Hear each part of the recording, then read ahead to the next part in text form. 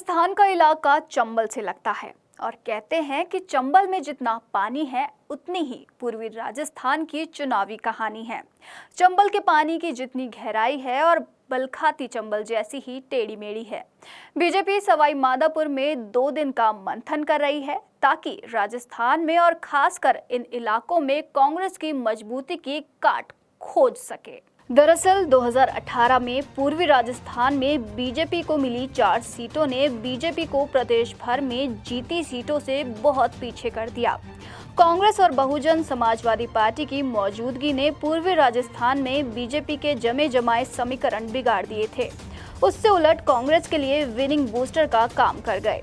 गहलोत सरकार ने पूर्वी राजस्थान से ही इस बार सबसे ज्यादा मंत्री बनाए हैं। वहीं बीजेपी को भी अपनी सभाओं में चेहरों पर चमक वाली भीड़ की गारंटी मिलती है, इसलिए पूर्वी राजस्थान के नेताओं का बोलबाला है। पूर्वी राजस्थान में कुल 7 जिले हैं और इन जिलों में एमबीसी और मीणा समाज का ज्यादा प्रभाव है। पूर्वी राजस्थान के बेल्ट में अलवर, भरतपुर, धौलपुर, करौली, टोंक, सवाई माधोपुर और दौसा जिले आते हैं। इन जिलों में कुल 39 विधानसभा सीटें हैं। यहाँ हर बार पर बदलाव हो जाता है।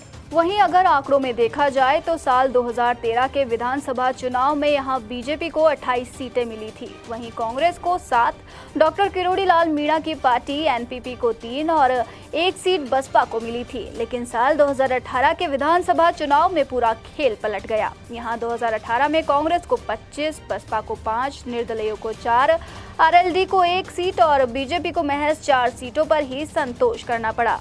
यहीं पर एमबीसी और मीणा वोटर्स के मूड को भांपना बेहद कठिन हो जाता है।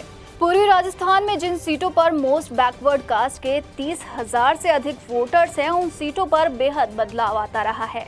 एमबीसी में गुर्जर, गडरिया, रेवाड़ी, रायका, गढ़िया, लोहार, देवासी और बंजारा जाति के लोग आते हैं। एमबीसी समाज की लड़ाई लड़ रहे विजय बैसला की माने तो दौसा के बांदीकुई में एमबीसी समाज के कुल 39,000 वोटर्स हैं और इसी तरह दौसा जिले की सभी सीटों पर एमबीसी समाज के 30,000 से 38,000 के बीच वोटर्स हैं। भरतपुर जिले के बयाना में 58,000 से अधिक एमबीसी समाज के वोटर्स हैं और साथ ही भरतपुर की सभी सीटों पर 30,000 से अधिक एमबीसी समाज के मतदाता हैं। वहीं करौली जिले की बरी पर सबसे अधिक 39,000 वोट एमबीसी समाज के हैं।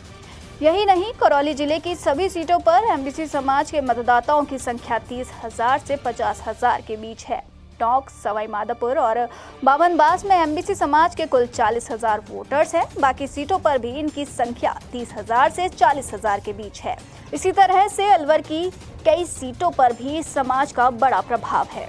पूर्वी राजस्थान की सीटों का मतलब कांग्रेस अच्छे से समझती है, इसलिए सचिन पायलट को फिर से साधा गया है। इसलिए ही राहुल गांधी की भारत जोड़ो का रास्ता यहीं से रखा गया और इसीलिए ही मुख्यमंत्री ईस्टर्न कैनाल प्रोजेक्ट को लेकर आक्रामक है। वो एक तरह केंद्र को कोसते हैं तो दूसरी ओर दावा करते हैं कि राज्य सरकार अपने दम पर इस प्रोजेक्ट को पूरा करेगी।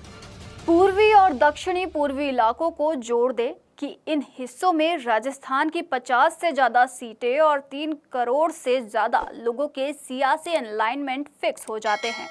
इसलिए पूर्वी राजस्थान की पॉलिटिकल पल्स पर बीजेपी नजरें गड़ाए बैठी है।